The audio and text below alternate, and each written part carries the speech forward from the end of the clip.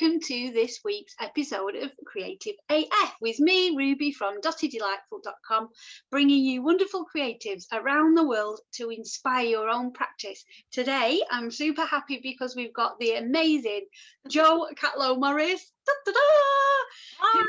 who is extraordinary and does so many wonderful things. So hi Jo, thank you for being here. Hi Ruby, thank you for inviting me. Oh, you're so welcome. So obviously you do so many lovely, wonderful, different things. Can you tell everybody what it is that you do, what you create and what you make? Yes, I can. So my artistic sort of pursuit, I suppose, is I create photographic abstract pieces, and I call my my kind of output of that Jo Catlow Abstract Creative Photographic, which is a bit of a mouthful, but it says what it does. And it really grew out of being part of your group, Dotty, Ruby, aka joining you probably at the beginning of May, maybe something like that, which is, gosh, coming up like 10 months ago or 9 months ago.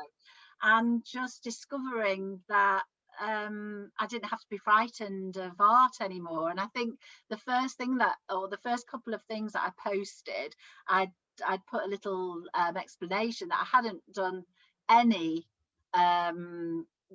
creative art of that type. I've been a performance artist and or a performer, and I've directed and I've written, but I hadn't put paint or crayon or pencil to paper since I was about 15. And that was because an art teacher, I was in a play, I was always in plays at school, and we were designing posters to advertise the play way back in the sort of 70s, probably 1977 or 78, 77 probably. And we were using the art room to do it, and this kind of, he thought he was really cool, like art teacher in like cords and a jacket and you know, that type, came over and looked at my work and said, my God, Joanne Catlow, we are so pleased you didn't take O-level art, because you'd have really ruined the reputation of the art group. So I just put I've always been like, say something like that to me and I'm gone. So I just put my stuff down and I waltzed out of the classroom, and that was that. And I've never really drawn or painted anything since, because I just thought, oh God, you're absolutely rubbish. And when I was teaching, I was a program leader for art and design and performing arts, and obviously I taught on the performing arts program, but the art and design, I just sort of managed the admin of it, and I used to say to the students in tutorial, because I do kind of one-to-ones with them and pastoral things, and I'd say, gosh, I can't actually draw a stick man, and that was my sort of phrase for how I describe myself. And then of course I joined the group because I knew you, and I thought, oh, this might be nice, having a look at lovely art and things, and then was really inspired to have a little go, and then showed my art, and people said it was lovely, and I got such a sense of satisfaction. And it wasn't a sort of a pride thing, it was just, oh my God, I can paint. And then I started going out and on my walks during the beautiful weather we had in the first lockdown, taking photos of lots of flowers, and I started to love watercolouring flowers and this, that and the other, and did all sorts of painting and really loved it, and drawing. And then you set us a challenge in probably, maybe it was July, maybe the beginning of August, to create an abstract piece of art. Yeah. And I got the idea in my head, because I thought, you know, it's no good just sort of making a pattern that doesn't mean anything. It's only abstract because there's a thought and there's an idea and there's some form of symbolism in that. And I'd got those ideas in my head, but I couldn't transfer them from my head onto paper with the mediums that I was using. So the idea that I had was the relationship that a female person has with herself, but with all the different people, from being a child up to being a mother and a teacher and a friend and a lover and all those sorts of things. So I thought, right, so I just went to my photographs files on my laptop, and I started playing with them and mixing them together and collaging them. And then I thought, ooh, that looks all right. So I submitted it to the group, and you were so like, oh my goodness, what have you done there? Yeah. And it just grew from that, really. And I did a little mini collection from the walks and places that I'd been, because I love, you know, creating things from flora and fauna and what have you.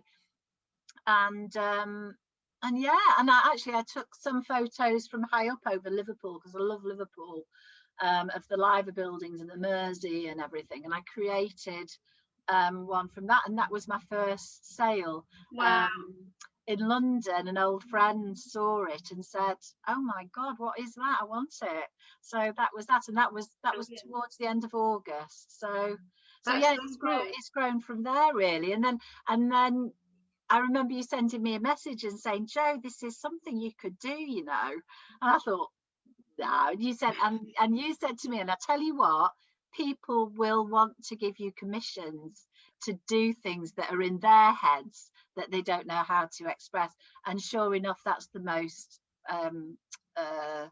successful part of my new art business, really. That's amazing. I'm so proud of you. I'm like a proper proud mum. And the lovely thing is that if I'm ever sort of, I think I get like a question. I had a question at the weekend that something had cropped up that I hadn't you know, come across before about sort of my exhibition. And it's so, you know, I know that if I just drop you a quick message and say, hey, I'm not sure about that, it's just a really quick, lovely, straightforward, supportive answer every time. So that's amazing. Yeah, I'm super proud. And you've got an exhibition, haven't you, now, with you? Yes, I have. Yeah, I forgot about that. So there's an amazing initiative in Blackpool called the Old Electric, which has been created inside what was an old cinema that became an old nightclub, headed by Melanie Whitehead, or Mel. And I'd been invited to have a little look round earlier in the year. Lots of creatives were asked to go down and have a look round and see what they thought and any ideas that they came up with. And I came up with a couple of ideas. I'd worked on projects to do with cognitive issues and conditions of the mind and dementia, and I thought I wanted to do a piece that collaborated with others, but also collaborated my different skills, I suppose. So my theatre skills, my writing skills, and my art skills. So I created my current exhibition is called Down the Rabbit Hole, and it's 6 self-portraits that chart, I suppose, that losing of self as you go into dementia, and really inspired to do it by my poor dad, who had, you know, most terrible, I suppose every case of dementia is terrible, but until my dad had it, I had no idea of, I thought it just made you go forgetful and you didn't know where you were going and you might walk out and get lost, but just took every essence of him away until he was just like a tiny child in a cot, you know, and not even a child, like an alien in a cot. So it was that whole losing of self. So yeah, so it sounds like a terribly depressing exhibition, but it isn't, you know. It's very I wanted it to be vibrant, because still somewhere inside there's that vibrancy that was always in whoever it is who's got that dementia, and it has, and I think you have to. I remember we went to visit Dad before he had no kind of physical or cognitive actions left. He was still sort of wandering around and things, and the nurse was treating him as though they'd just dragged him in off the street. And you know, we said to the nurse, and yeah, that they were you know, pulled out, were overworked and so on, but they just needed reminding that inside that almost shell there's a man who'd been a businessman, who used to be 6'3" tall and as strong as an ox, and handsome and successful and hardworking and all of those things. So I wanted that vibrancy to be part of that exhibition, but charting that disappearance of yourself. So that's what that's all about. And I've written it's potentially an immersive piece to sit alongside it that's a small theatre piece as well. So wow, I bet that's really powerful. yeah, Really it is. powerful. It's a kind of a repetitive piece of work, which life can become like that, played by, as well, I suppose about 10 performers, and using light and sound with it as well, so it just sort of builds in tone and like a cacophony of sound. Oh, I bet it's amazing. I can't Yeah. wait. So because you write plays and things, don't you? And Gosh, yeah, and that's yeah, how we ended up getting together, didn't we, in the beginning? yeah. And I don't know, you've just got this lovely way about you that you create this atmosphere and this, it's like you draw other people into your vision, and you're in it, and it's just amazing. It's just a lovely thing. And I think the other thing is, you're not, it's not like you're bossy or any of that kind of thing, but you've got this lovely authoritative power where I almost feel this is going to sound bonkers, but I almost feel like I'm 5 again and you're my nice teacher. You know, like I feel like that when I'm with you and you're doing something. I'm like, oh, Jo knows it all. No, well, I tend to, I don't like, even as a teacher and lecturer, and I teach voice as well, and you have to be relaxed if you're going to, you know, do things with your voice. If you're strained and you're tense, your voice can't work in its, you know, in its most optimum way. So I like to direct and teach in a really relaxed manner. I do blow occasionally, but you know, that does tend to be quite effective because no one expects me to go, and it only lasts for a moment. But sometimes, I suppose sometimes you have to, but yeah, I like to coax and I like to motivate and collaborate, you know, and have other people's ideas as well as my own. Although my daughter did say I'm very dictatorial the other day, because in terms of, you know, if I write a piece, I do have a very solid vision of what I see, you know, in terms of writing. I see the light that I want to be created as I'm writing the words, and I see the physicality of what's happening, and so on. So, and it's very hard to, if you've written that, to step away, which I suppose is sometimes why it's good to have a different director than directing your own piece.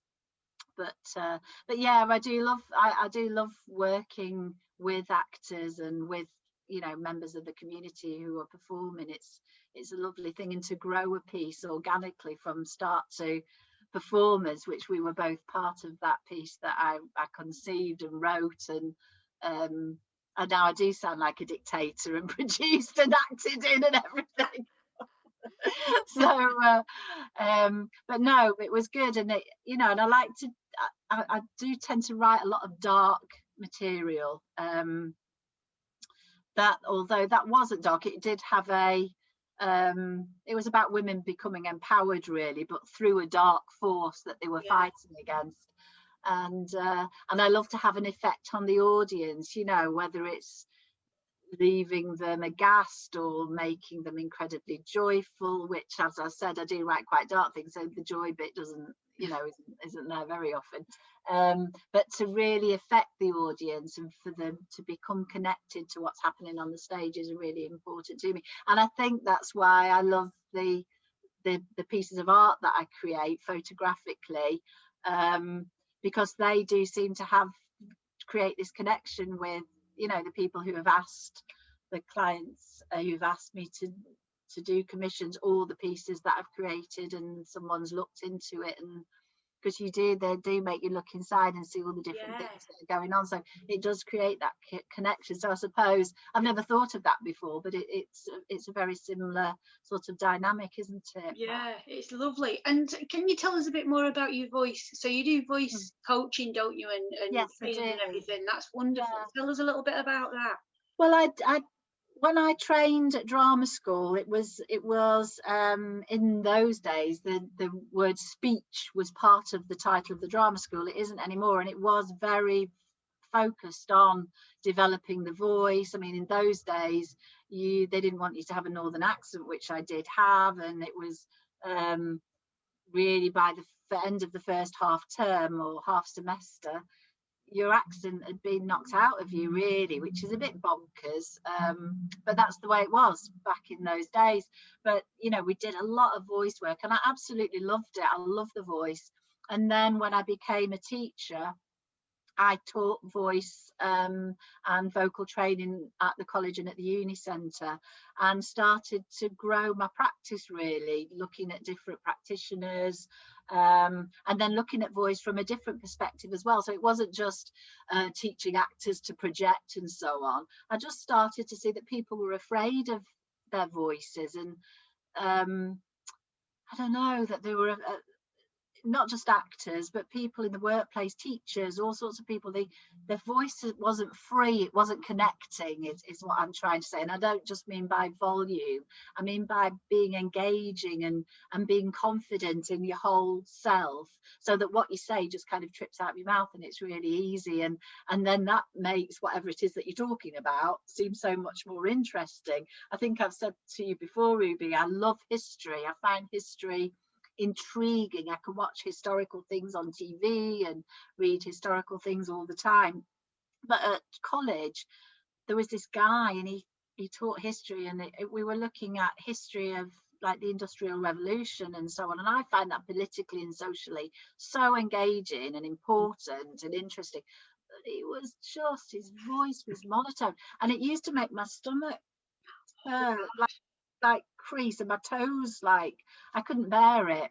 So that's always stuck with me. And then we used to, when I worked at the uni, do scholarly research to kind of improve our practice and so on. And I started looking at this thing of engaging and empowering the voice and the person through the voice, and put together a sort of strategy that I deliver to, well, all sorts of people, really. You know, people who women tend to be very interested in it, I think, because, you know, I think even today a lot of women still don't have a voice. It's much better, but I think we still, you know, we can be more and more empowered. So so I do sessions of empowerment. Breathing is so important, you know, having a fantastically deep, relaxing, empowering breath is so important for your mind and your body and everything, and your voice. So I do that.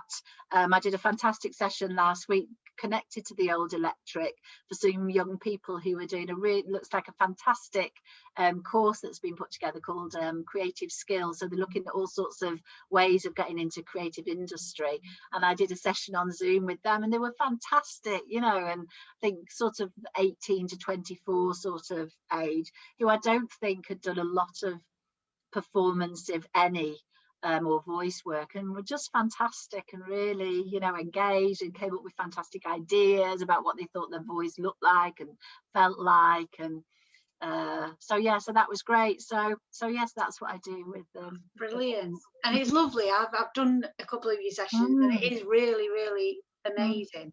I remember, because I sound northern, and especially if you go to London to work or anything like that, it's really apparent how northern you sound.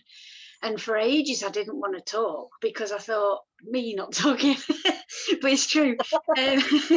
But I didn't want to, because you know, when you hear yourself, and I thought, oh God, I sound awful, and now I'm just not bothered. But yeah, I think it's so important. So when you're creating whatever you're doing, whether you're writing or you're doing your photography, art and things like that, what music do you like to listen to? Well, I have Radio 3 on. It's a mixture of classical music, and there's sometimes a little bit of jazz, and a bit of like Gershwin and stuff like that. I love French jazz. I don't know if that's actually a genre or not, or if I've just made it up, but I love things like Django Reinhardt, and it kind of take, you know, I love Paris. We both love Paris, don't we? Yeah. And I love, you know, that take, and I sort of pretend I'm in Paris, and, you know, look out of the the window into Kirkham, and imagine it's not the pub, it's a boulangerie, and there's not a kebab shop down the road, it's a charcuterie or whatever. So yeah, bonkers. But yeah, so I love a bit of classical. I prefer things without lyrics if I'm working, because I find it very distracting. So yeah, a bit of classical, a bit of jazz, that sort of thing, really. Yeah, I find that if there's lyrics, I end up singing along to it, or the lyrics end up in my work, and it's like, so I listen to French music as well, but it's just a French playlist, and I haven't got a clue what they're saying, so it doesn't, so it can have lyrics in, but I don't know what they're on about, so it's all right. But I love it. I do the same as you, Jo. I'm like, I just pretend I'm in Paris in an art studio somewhere. It's amazing. So what are your favorite materials to use? Is it now just digitally, or? I tend to work digitally, but if I'm for, you know, sort of hard copy, don't quite know how to describe it, but I love working with watercolor. I find it really very relaxing and very soothing, and I'm a really quite an impatient person, and I find painting delicate things, flowers, and I love painting flowers, and I find that really, really good for keeping me grounded and patient, and keeping my mind on, you know, a particular piece of work. You do have to focus on it so particularly. So yeah, I do love watercolor, and I love the kind of nuance that you can get with the color and the shade with it. It's lovely. So you're really good at watercolor as well, the way that you blend and stuff is beautiful. Really lovely. So what programs do you use then digitally? Have you got like a program that you really like to use? I just use an old one that I don't know if you can even get it anymore. I use like a Picasso thing, where that means that I can, because that's really good for collaging, and then I just play with color and tone. Really, I don't have anything you know, all singing, all dancing. I've no Photoshop or anything like that. I just really work with colour, you know, so I just sort of feel it and then play around until I get what I'm looking for, which I suppose you do with paint. It's the same sort of thing, isn't it? So it's hard to describe that as well, isn't it, to somebody else, why you'd move something in a certain way or why you'd do something. You just feel it, don't you, and just know. And that's really hard to describe, I think. Yeah, and I think you've got to have it in your head. I always remember someone I worked with at Lytham. She's a lovely artist, in studios, and one of them was art is in the head, not in the hands. And sometimes the students would say, what exactly does that mean? And I kind of describe it as, if you think of someone who fakes or a forger, technically they're brilliant to be able to do that. You know, they put a painting that's been painted by, I don't know, I can't even think of one artist will come into my head. Oh, well, they've just been talking about the Scream, haven't they? Because of they found a note, haven't they, from him. So they put a picture of the Scream, and they can paint it and make it look exactly the same. Now, that's quite clever and technically very astute, but actually that's not art, because it hasn't come from in here. And that's what drives me bonkers, when someone will say, well, that was in the Tate, like that, with a hand like this. And someone said, well, what is it? Well, it was in somebody's head and it means something, so therefore it is art. So that's kind of where I come from with my photographic things that I do. I've got this vision in my head that I want to create it in a way that is kind of flips it on its head a little bit. And I suppose, yeah, that's what I try to do. And just I love beautiful things as well. And you know, even when I work in a very dark way, I want there to be a certain beauty about it as well, which I do try to encapsulate in all the things that I do. I did a little series called Reflections of a Sandgronan, which, if you're not from round here, a Sandgronan is someone who was born and bred in Blackpool. And I just had a lovely walk about, gosh, it's probably about 6 weeks ago now. And I just walked all the way along the beach from North Shore under the piers. And I couldn't ever remember walking under the piers before. And it was a bit scary because, you know, the sand was really, and there was no one about. And I thought, oh, Jesus, I'm gonna sink down here and no one will know. It'll be terrible. But I took loads and loads of photographs underneath the pier and from different perspectives of, you know, kind of the big wheel and those big reed things. And I did a little collection of pieces of art of those as well. And, you know, you can create beauty out of all, you know, the underneath of the pier. It's amazing, isn't it? So lovely, you know. And I like to change the colour and the tone and the light, and to layer and collage things. So the big wheel and the reeds are on the horizon underneath the pier on one of them, so you get this different perspective. So it's amazing. Like, yeah. Oh, I love it under the pier. I know what you mean though about it being a bit scary, because there's all the water pools, isn't there? And I always think they're not maintained very well either, them piers. Are they going to fall on your head? Allegedly, yeah. No, it is true, especially North Pier. So if you look up, I'm always thinking, oh, a bit's going to drop off as I'm walking. Well, I think if I walk on the pier, I'm always trepidatious of my foot going through. It's funny, isn't it? I think that comes from being a child, though. It's quite scary. Yeah. And when you look at it, when I was standing underneath and looking at these huge, God, I don't know how, I can't think when North Pier was built, but, you know, 18 something, isn't it? So it's over 100 years ago, but, you know, this great big thing that's just dug into the sand. Oh, yeah. Oh, my goodness, you know. It's a grand feat, isn't it, of engineering when you think of it. It's amazing. And I love all the barnacles on the legs as well. And the rope and the fabric. So I used a lot of that to create some things, and I laid on the sand and took sort of photos upwards of the big wheel and stuff to get like this weird perspective of the big wheel coming over. And but then I like to change the colour and the light to give it, I like to make them look a little bit nostalgic as well. I did some Blackpool Brights ones. They were really popular, the Blackpool Brights thing, of people who'd lived in Blackpool and been to Blackpool and had memories of the illumination. I sort of changed the colour and the tint to give a kind of a nostalgic view. So some had a sort of 1950s feel and so on. So I rather like to do that with them. That's brilliant. Yeah, they were lovely, them ones. So have you got a top tip for viewers? It can be a top tip about anything, but have you got a top tip? I think just to about art, or just about anything in the world, anything you want, just your top tip for today.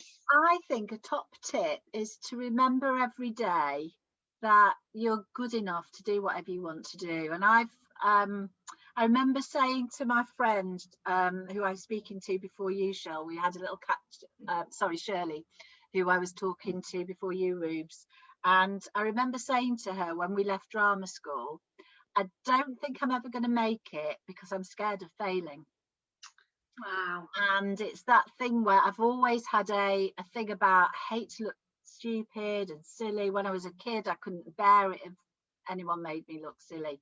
And I think it's getting over that and not being afraid of failure, and just knowing that you've got trying to, you know, produce something every day. Everyone can do that, even if it's making some biscuits or tidying, cleaning the bathroom. If I put my glasses on and I look at the bathroom, I think, oh shit, this really needs a good clean, you know, because I can't see. So making the bathroom sparkle, or creating a piece of art, or, you know, making someone happy. Yesterday when I was walking, I'd nipped to Blackpool to pick up I was going to pick some prints up from Granthams, but I got the day wrong. And I saw a young man, with a tiny little boy, and he looked too tiny to walk, and I was intrigued, and I saw this little child and he was walking along, and I walked past and he was keeping him sort of safe from the road, and he's just, you know, just a young lad with his little boy. And I couldn't help but say, I said, you know, bless that little thing. I said, he's so tiny, looks too tiny to walk. And the lad just beamed because I'd talked about his little boy, and I thought, you know, just making someone smile's productive, isn't it? Yeah, So, totally. so I love that. That's a great tip. yeah, it Um, is. So it's quite a long tip. Sorry, no, never, no. never one not to digress and say 25 things when you can say two. So, No, it's a brilliant tip, and I do love that, and I think you spot on because mm. it just makes everything feel a bit nicer. Oh God, it does. And it is depressing times at the moment. Although, thankfully, I've managed to, learn new skills during lockdown and had an all right time. But the sun made it easy. But I can see it's just become, it's there's a lot of people feeling it really badly this lockdown. Yeah, People who are on their own, and some days it hardly gets light, or it hadn't done. We started to, yeah, 4 to 6, it's almost light still, so you're starting to feel that spring's coming. But and just, you don't know what everyone you pass in the street, you don't know what's going on in their life, and just saying hello, or whatever. I've started saying hello to everyone in France. Everyone says hello every time you pass someone. They say bonjour, da da da da da. And I got sort of used to that, being in France a little bit a couple of years ago. And then when I came back to England, you sort of let on to someone, and they don't. yeah. You think, oh God, I better not. So I've started saying hello to everyone now. They call me the mad woman of Kirkham who speaks to everybody. I love that. It's like when you live in the countryside, though, or you visit the Mm, countryside, everybody says hello. yeah, And it's the same in Norway. And then, yeah, I find it really weird. You come back all giddy, aren't you? Like, you want to yeah, say hello to everyone, and then people definitely. look at you like, what are you doing? Yeah. So, yeah, So I yeah, so like it's that. nice, and people do, they're glad to say hello back, but I think people get out of the habit of doing that. But it's strange, if you're cycling, or the cyclists will say hello, and if you're dog walking, all the dog walkers say hello, and the Yeah, runners will say hello and stuff. So it's just crossing those boundaries and saying hello to everybody. yeah. Yeah. You should make a campaign. Say hello. Yeah, I will do. Catlow says hello, I might get t-shirt Yeah. made. Oh, yeah, that'd be so good. Yeah. That's your new venture, Jo. Yeah. As if you God. didn't need anything else. No. So yeah, so there we are. So That's brilliant. Oh, it's been such a pleasure listening to you, and yeah, I'm just really proud of everything that you're doing. It's oh, amazing, thank you. and we'll drop all the links to all of your wonderful things below the video, so Thank everybody can you. find all your wonderful stuff. And have you got plans for your next collection yet? Have you come up with any I ideas? haven't, because I've just finished that one. I've just done a lovely commission for someone based on time and space and love. So that's at the printers at the moment. So that's wonderful. So I've just done that. I'm currently writing a number of scripts. So I'm sort of got my writing head on, sort of for the next couple of weeks. But things it's sometimes something I'll just see something and take some photographs of it, and that sort of inspires me to start creating. Then I do stuff every day. I have a play with photos, because I take photos all the time, and there's a couple that I use quite frequent. I took a lovely photo of a dandelion clock that it almost looks 3D, and I edit that into quite a lot of my work. It's about like that man with the little mouse. Yeah, yeah. So my dandelion clock, even sometimes you can't tell it's a dandelion clock, or it might be just a couple of fronds from it. It tends to appear in quite a lot of my Oh, I love that. work. So that's quite nice. So yeah, so I tittle around each day and try new things, new colorations and different things. And I discover new ways of doing things all the time, and just, yeah, like I said, it's in my head, and so yeah, so I just do that, really. Brilliant. Oh, I love it. Well, it's been a pleasure, Jo, as always. It has. And yeah, I'm just really pleased that you came on and had a chat. I think a lot of people will love it. Oh, it was lovely. So Thank you. yeah, it's brilliant. Thank you so much.